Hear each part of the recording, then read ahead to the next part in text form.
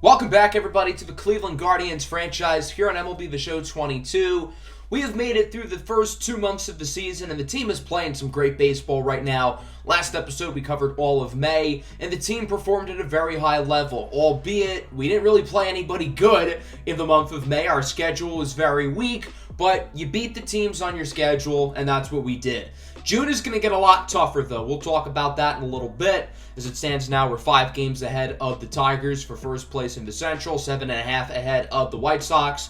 And a big reason why the team is playing well is the offense. We're hitting the ball at a very high level. Offensively, the team has been great up to this point. The pitching has been a little bit more spotty. We've got some guys like Bieber and Green pitching really well. The bullpen has been up and down. But overall, it's been a roller coaster in terms of the pitching staff, and the offense has been great. We do the best winning percentage in all of baseball through 2 months, which is really nice, but there's still a lot of time to go.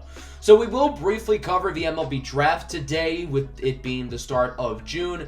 Now, normally I go all out and do a big draft episode, but since I'm trying to move faster in the series, and we're probably not going to see a lot of these guys until the long-term sim, I figured we would just do the draft as a quick portion of today's episode. We have the 24th pick in the first round. Although we won the World Series last year, the order is based on last year's records and not what happened in the postseason. So the draft order is all about what happened in the regular season. Richie Tate, a catcher, was the number 1 pick to the Orioles. There were only 6 total blue chip prospects, which is pretty low compared to normal, but it's not a big deal because we never really had a realistic shot of landing one anyway. So my draft philosophy is to pick someone who we have highly scouted, 80 potential, and has a reasonably high MLB ETA. And I think switch hitting shortstop Mario Sanchez is perfect. Good power, great contact, great glove, only 20 years old. He's the exact type of prospect I look for here at this stage of the draft. In the second round, we're going to pick another position player, right fielder Lenny Quinn. He is a lefty, 21 years old, from Canada. He may not be the best true prospect on the board, but there aren't many great position players left, so I figured I'd pick one here and focus on pitching here going forward, starting with the competitive balance round B, where we're going to select Kenny Corzin, a 20-year-old lefty from Pennsylvania. So we're going to add another lefty starter to the farm system. That'll bring us to round 3 now. It becomes more of a crapshoot. We're going to pick another position player here, 18-year-old outfielder Rodrigo Reyes. He only has 75 potential, but he could be really good right off the bat. On to the 4th round now. There aren't really many guys who fit my criteria at all, so we've kind of got to dig a little bit. We're going to go with catcher David Kim. It doesn't hurt to add more catching depth within the organization.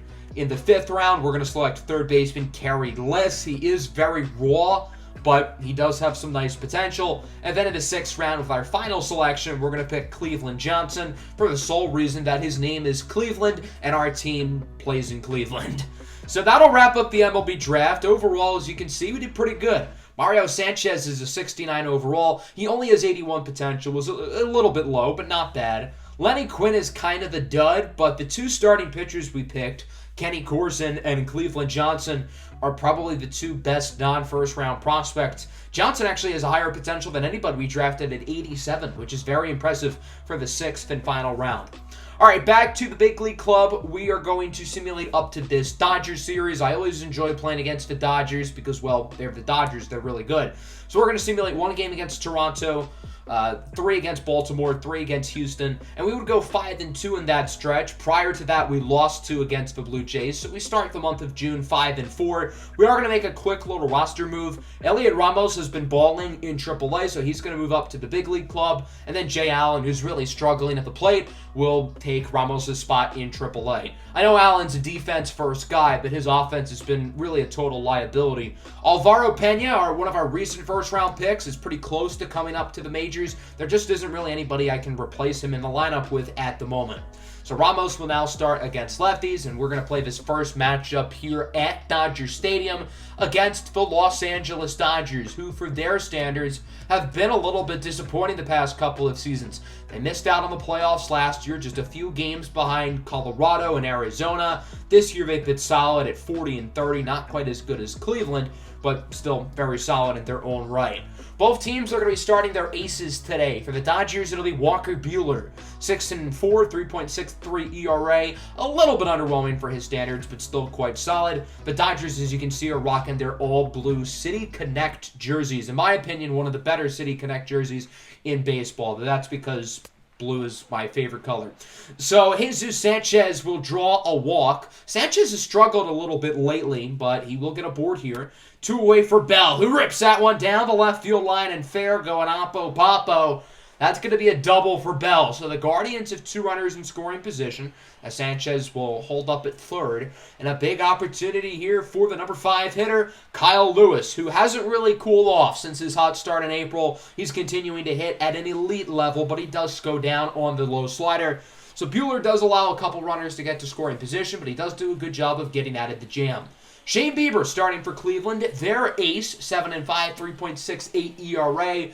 Again, maybe not Bieber-esque, but still solid.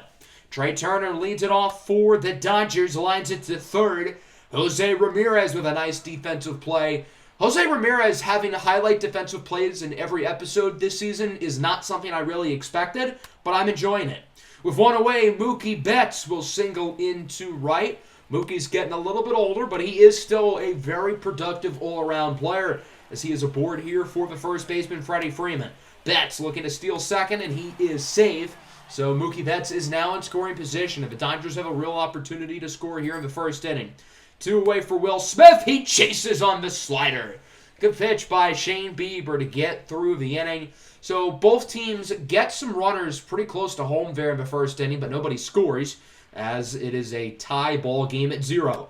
Into the second inning, Zane Rowley grounds it up the middle. Going to be a close play at first, but he is safe. Zane Rowley really struggled to start the season. I was worried that was a $200 million mistake, but since the start of May, he's been really good. He actually ended up winning the American League Rookie of the Month for May. Eliezer Alfonso, the reigning World Series MVP, draws a walk. 2-1. 2 away for arguably the American League MVP, Ketel Marte. The 1-2, he goes down looking. Yeah, I don't know what else he was looking for. That was a good pitch. He should have capitalized on it, and he did not. Good job by Walker Buehler. Buehler. Let's go bottom 2. Dom Smith is up with 1 away, and he will single into left. The Dodgers get themselves a base runner here. We'll see if they can do any damage, as that'll bring up the super utility man, Chris Taylor. He's going to rip this one into center, and that'll go for a hit. Runner advances to third. So the Dodgers have runners on the corners. Ground ball ends the inning, but if this ball goes into the outfield in play, it should score a run. It's the young outfielder, Sal Frelick, who does put it in the outfield in play. Should be caught, and it will be caught by Jesus Sanchez. Run heads home. Going to be a really close play at the plate, and he is safe by mere seconds. Great throw by Sanchez, but again, maybe a second or 2 off. So Dom Smith is safe, and the sac fly is a success from Frelick. Runner heads for second, and he is not even close to being in time. Eliezer Alfonso guns him down. Part-time ball player, full-time sniper. We're going to move into the fourth, 1-0 game. Walker Buehler pitching a gem. I think it's definitely not Walker Buehler's day off, as he will force Zane Rowley to weakly pop out to short. Let's go bottom 4. Shane Bieber really pitching well at the moment, but the Dodgers are going to get some more mojo going offensively. Will Smith gets that one to bounce into right, and the Fresh Prince is now aboard at second base. Brian Anderson singles into right. Will Smith rounds third, heads home. And Cleveland will not get Will Smith out with the punch-out. The only punching involved with Will Smith is punching Chris Rock at the Oscars. Chris Taylor's up 2 away. Runner on first flies out to left. Zane Rowley makes the play, but another successful inning for the Dodgers. They extend their lead as it is now 2-0. Cleveland's offense has got to wake up at some point, right? They got some base runners early, but ever since then, it has been quiet over the past 2 innings. Elliot Ramos leads the Guardians off in the 5th. Keep in mind this is his season debut, by the way, as he draws a walk. Ramos on first. 1 away here for Ketel Marte. The 2-1. Marte hits this one into the gap. That could score a run. Elliot Ramos on his horse. He should be able to score, rounding third, headed home. It's an RBI double for Ketel Marte. And the Cleveland Guardians are on the board as it is now 2-1. Good work there by Marte, who's now on third for Jose Ramirez, who leads all of baseball in home runs and RBIs. And he's going to drive in another run here as that one will bounce over the wall for a ground rule double. So Marte scores, game tied at 2 here in the bottom of the 5th. Sal Frelick leads it off for LA, gets that one past the glove of Ramon Ramiro for a base hit. Ramiro's still not a great defender, but he's still only 20 years old and has plenty of time to improve in that area. Now runners on first and second for Trey Turner, who strikes out. Shane Bieber has struggled the past couple of innings, but his pitch count is oddly a lot lower than Walker Buehler. With 2 away, Freddie Freeman hits it into center. Jesus Sanchez could have been aggressive and tried to go for a catch, but if he missed it, 2 runs probably score there. So he's conservative. One will go home, and that's the only one who will score here as Will Smith strikes out. So not a bad inning for the Dodgers. They add 1 after allowing 2. That'll bring us to the 6th. Buehler still in at over 100 pitches as he starts by striking out Kyle Lewis. I'm surprised the Dodgers are keeping him in the game. He just got rocked in the 5th inning, so I think it's only a matter of time until he's taken out as Ramon Ramiro will single into left. Ramiro, the lefty killer, still producing against righties, as that's going to actually end up as a double. The left fielder completely misplayed it. So Ramiro is in scoring position here with 1 away. We'll see if the Dodgers make a pitching change, and they do. Ryan Pepio is now in the game as he faces off against Elliot Ramos with a full count. Ramos hits it well into center, but it will be caught. So the pitching change is a success, and the Dodgers hold on to their 3-2 lead. We'll see if Shane Bieber stays in the game. He will, only at 85 pitches, as he faces off against Dom Smith, who gets that one to deflect off of Jose Ramirez for a base hit. Rowley gets over to it quickly. Otherwise, Smith maybe could have headed over to second. Now Chris Taylor is up. He goes down on the slider. Clearly, Cleveland trusts Shane Bieber to get them out of this inning. Even though Bieber has been not great today and really not great all year, he will get them out of the inning as Frelick will ground out to short. That'll end Shane Bieber's day. 6 innings, 3 earned. Not a great start, but not a bad one either, especially considering it is against a great lineup. Top 7, George Valera is up as a pinch hitter, and he will capitalize with his opportunity off the bench. Valera hitting for great contact this year, hitting right around 300. The power is bad, just like last year, but the contact is a lot better than last year for Georgie. Jose Ramirez strikes out on the sinker, so the top of the order for Cleveland are unable to drive Valera in. Good inning for Justin Brewhill as we go to the bottom of the 7th. Camilo Doval is in for Cleveland, and he has really struggled over the past 2 to 3 weeks. And oh my God, that almost killed him. Actually, not really. It deflects off his foot. But to go back to Doval's struggles, last year in just under 100 innings, he allowed 23 earned runs. Nice pitch. This year, in just over 40 innings, he has allowed 22 earned runs. So certainly not the same guy as last year, which, I mean, he was the best reliever in baseball last year. It's kind of hard to replicate that as he strikes out Mookie Betts on the slider. Good inning for Doval, and we go to the 8th. Brusdar Graterol is in for the Dodgers. He's been great this year. Last month, the Dodgers offered Cleveland a trade involving Brusdar Graterol. You'd think Cleveland would be tempted by a guy of his caliber in the bullpen, especially considering Cleveland's bullpen is struggling. Graterol is off to a pretty good start in the inning, but he does allow a base hit to Ramiro. That'll bring up Zane Rowley. He hits it well into right. That's going to drop for a hit. So there's runners on first and second. What an opportunity as the 2 Youngins, Ramiro and Rowley, are now on base. It's going to bring up one of the other young kids on the block, Elliot Ramos, who grounds out to short. So Graterol gets through the inning. He's only allowed 1 run in just under 20 innings. Let's go to the bottom of the 8th. Nick Sandlin is in for Cleveland, 2.25 ERA. Outside of the Emmanuel Clase, Sandlin's been the only consistent reliever in the bullpen this year as he strikes out Will Smith on the slider for the punch-out. Again, Will Smith knows a thing or two about the good old punch-out. Brian Anderson goes down on the slider as well, and we go to the 9th. The closer, Paul Sewell, is in for the save. He's 17 of 21 in save ops this season. I'm not really sure why he's their closer over Brusdar Graterol, but we'll roll with it. George Valera hits that one over the glove of Turner for a single. Great performance for Valera off the bench with 2 big-time hits. Tying run is aboard for the top of the order. Ketel Marte rips it down the right field line and fair as he's rounding first, headed to second for a double. Second and third, nobody out. What an opportunity here for the Cleveland Guardians. That'll bring up the catcher, Luis Campusano, off the bench, strikes out on the slider. So Jose Ramirez is up. You got to assume they're going to intentionally walk him. Pretty easy decision here with how good Ramirez has been at the plate this year, and now that sets up a force out at all bases. If this ball is on the ground from Josh Bell, it could lead to a game-ending double play. All right, here we go. A huge opportunity for Josh Bell. He hit a grand slam in the last episode. I'm sure he'd love to again, but even a base hit would be very successful. Enters with a hitter's count, fouls it off on 3-1. He should have let that pitch go. You got to be conservative here with 3 balls and the bases loaded. So now he has to be a little bit more aggressive of a full count. Again, a high pitch that he fouls off. Josh Bell does not want to strike out, clearly, as you can tell. Count remains full. 1 away. Pitch on its way. Bell hits it high and deep into right field, and that ball is gone! A grand slam for Josh Bell, and the Cleveland Guardians lead it 6-3. What a huge swing from Josh Bell. Probably the biggest play of the season so far. A salami here in the top of the ninth to put the Guardians ahead. Cleveland was in major trouble entering the inning, but they got some base runners, and they drive them all in. What a swing from Josh Bell, who continues to be such an asset offensively at the plate since he was acquired in the very first offseason of the series. Sewell is taken out of the game. He'll be replaced by Lloyd Harnett, who is a nice 1.69 ERA. Facing off against Kyle Lewis, who's had a rough day, 0-4. Make it 0-5. Good play there by the second baseman to make the play. That's Gavin Lux.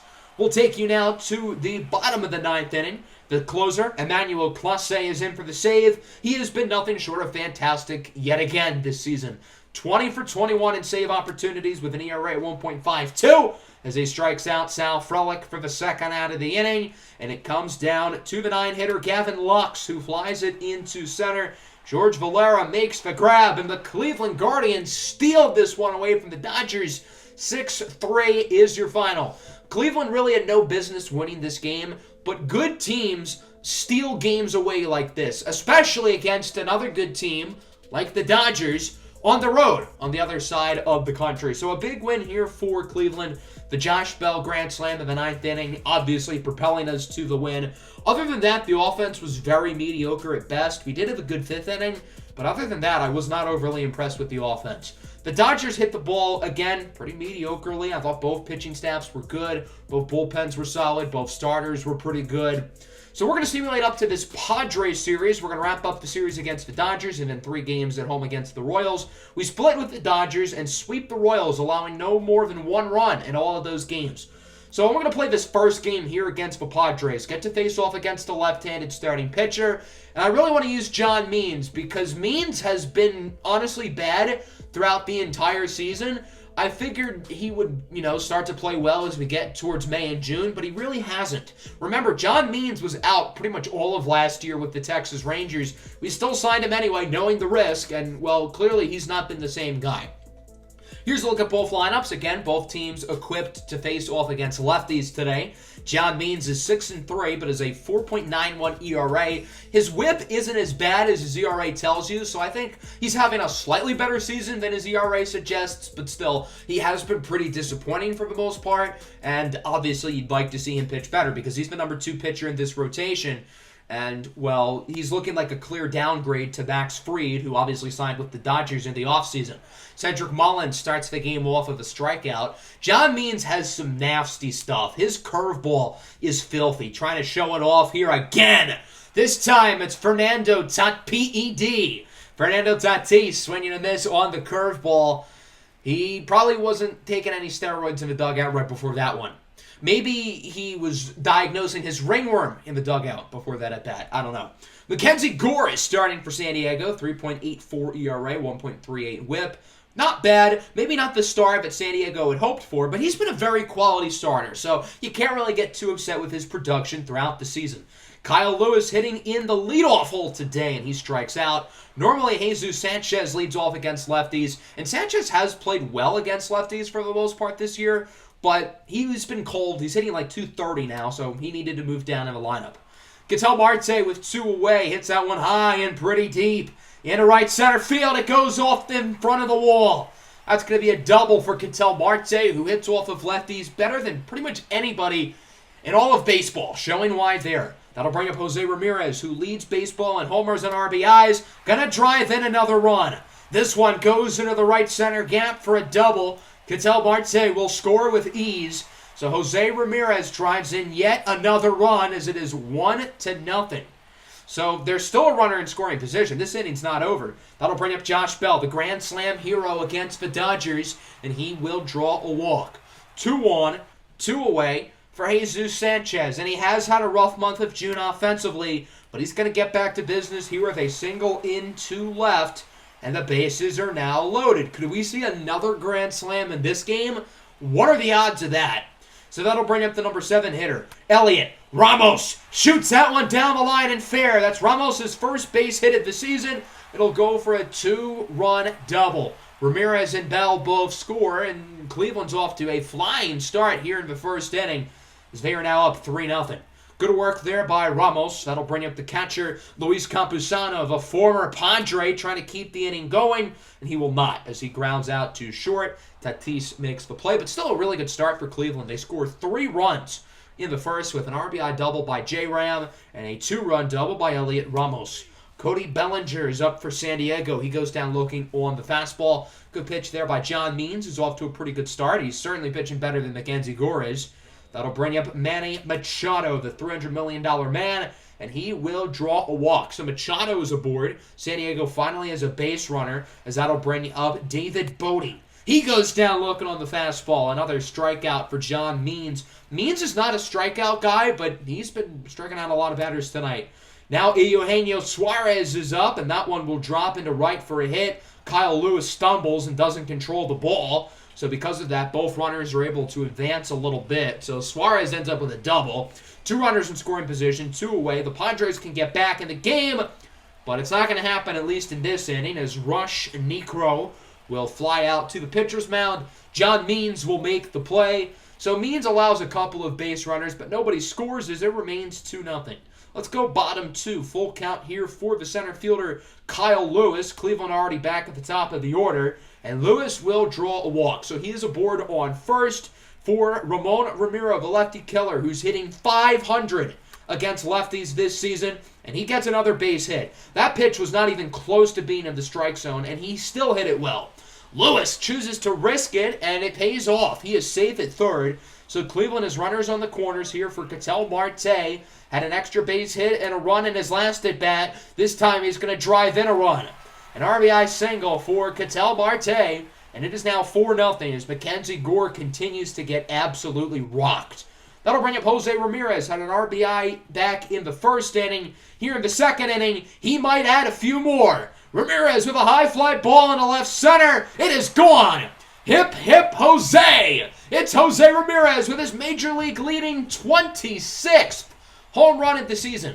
He is on pace to have, 35 home runs by the All-Star break.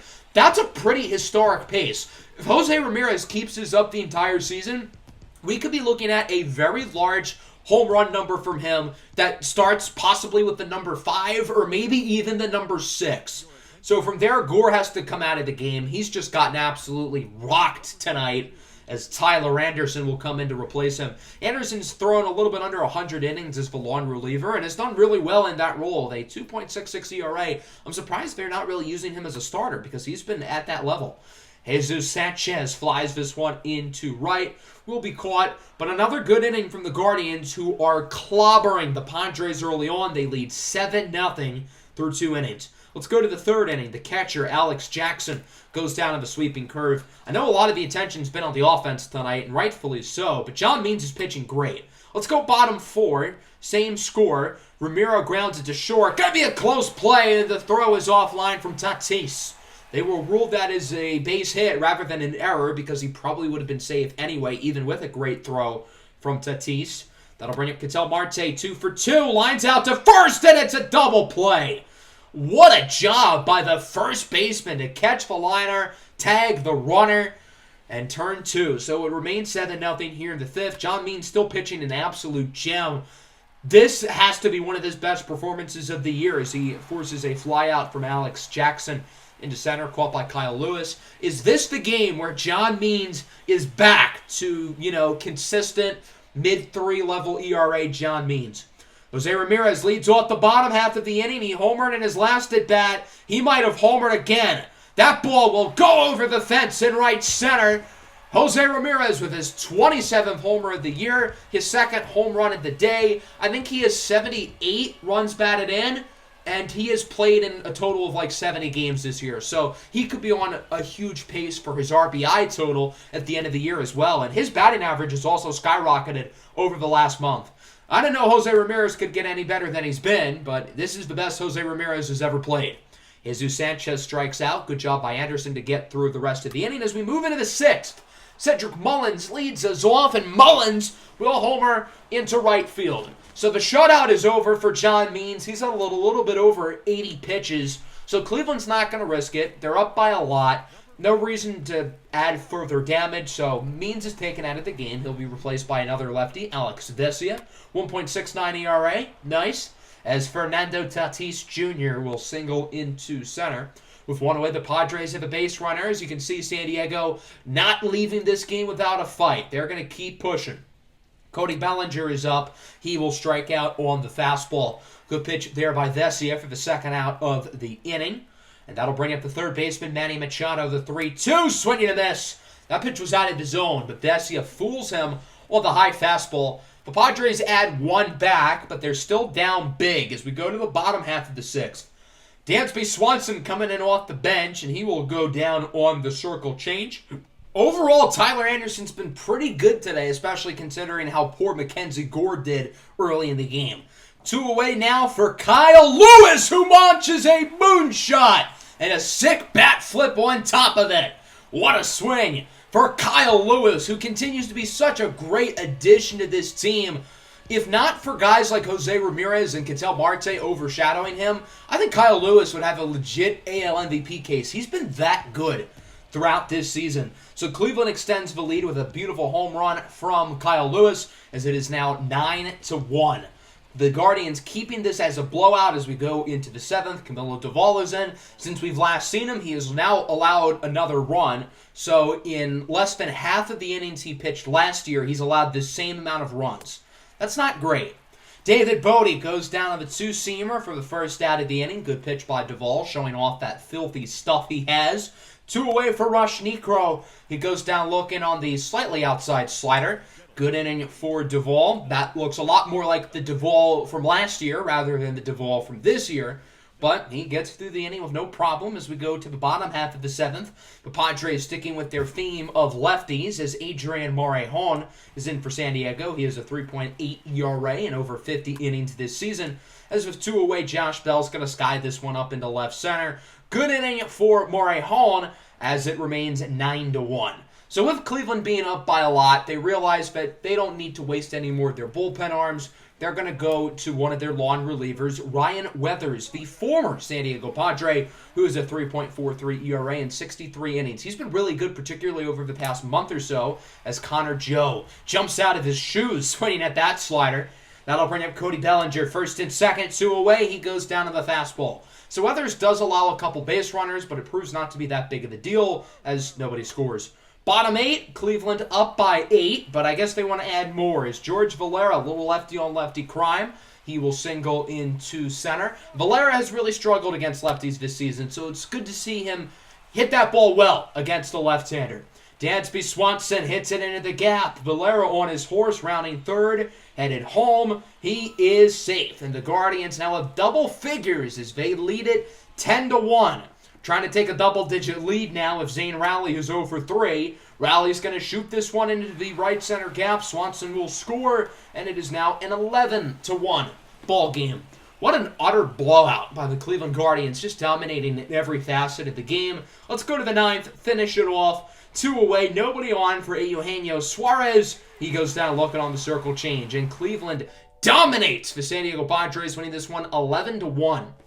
So we won both of the games we played today, but in very different fashion. Against the Dodgers, we really shouldn't have won, but we had a big play late to propel us. And then in this game, we set the tone. We outscored them 7-0 in the first 2 innings. And from there, we never really looked back. San Diego never really had much of its shot after the first couple of innings. So overall, a really good win here. The offense produced. We hit for great power. Jose Ramirez with 2 more homers, continuing his historic season at the plate. Josh Bell was good again. Kyle Lewis with a great home run. The young guys did their things as well. And then the pitching was really solid too. John Means with one of his best starts of the year. I was really pleased to see that. And the bullpen was pretty good too. So we're going to simulate up to this Tiger series. 2 more games against San Diego, 4 in Kansas City, and then 3 at home against the New York Yankees. I figured, although we're not technically going through all of June, stopping right before the Tiger series would, make sense. So we split against the Padres, we split the Royals, and we won 2 of 3 against the Yankees. So that'll wrap up the episode. Next time around, I think we're going to go up to the All-Star break. I know I've been doing 1 month per episode, and I do like that format, but I think for July we're going to go a little bit slower because of the All-Star break and the trade deadline and whatnot. And then August and September, again, we're probably going to do a similar format with a month per episode, and I'll certainly try to fit in the minor league playoffs once we get to September, but that's still a little while away. So that's going to wrap up the episode. Hope you all enjoyed. Make sure to leave a like and subscribe to the channel if you are new. Peace out.